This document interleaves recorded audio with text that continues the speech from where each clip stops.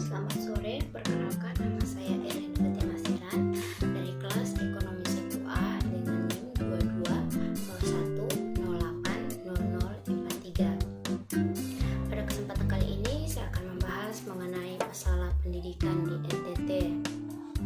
Seperti yang kita tahu bahwa pendidikan sangatlah penting bagi manusia untuk menciptakan sumber daya manusia yang unggul dan berkualitas.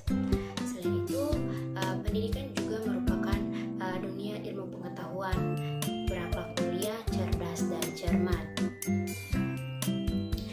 Dan di NTT merupakan provinsi kedua di antara 33 provinsi dengan kualitas pendidikan terendah. Dan masalah-masalah pendidikan yang sering dihadapi di NTT, khususnya di Kota Kupang, yang pertama, masih banyak guru yang tidak profesional atau bisa disebut guru tidak terlatih, di mana mereka mengajar seenaknya saja, asalkan mereka hadir di kelas itu sudah cukup bagi mereka. Hal ini menyebabkan anak-anak tidak memiliki keterampilan dasar seperti matematika, membaca, menulis, dan berbahasa yang baik.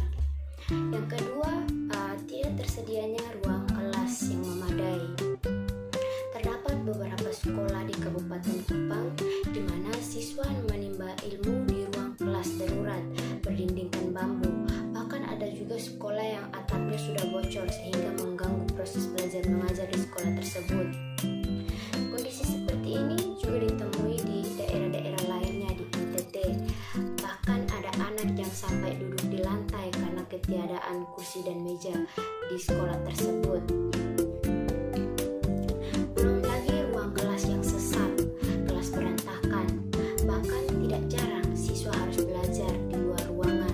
Tidak hanya ruang kelas yang kurang memadai, tetapi juga fasilitas dasar yang diperlukan seperti air bersih dan toilet juga tidak layak. Masalah yang ketiga yaitu dana pendidikan yang kurang banyak. Rata-rata masyarakat di NTT adalah masyarakat dengan berpenghasilan rendah atau bisa dikatakan masyarakat miskin. Nah, masyarakat miskin tidak bisa mendapatkan pendidikan yang layak karena tingginya biaya pendidikan. Meskipun pemerintah sudah menghilangkan biaya pendidikan sampai jenjang SMA, tetapi masih ada dana informal yang harus dikeluarkan oleh para siswa, sehingga banyak siswa yang tidak bisa melanjutkan pendidikannya karena hal ini. Yang berikutnya, masalah yang keempat yaitu kekurangan bahan belajar.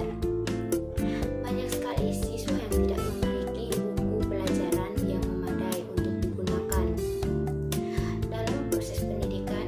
Agar bisa mengoptimalkan proses belajar,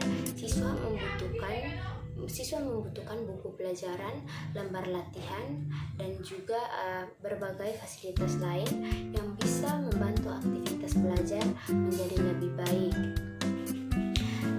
Bukan hanya siswa saja, tetapi seorang guru juga membutuhkan bahan untuk mengajar di kelas, berbagi dengan siswa, dan membimbing siswa dalam pelajaran.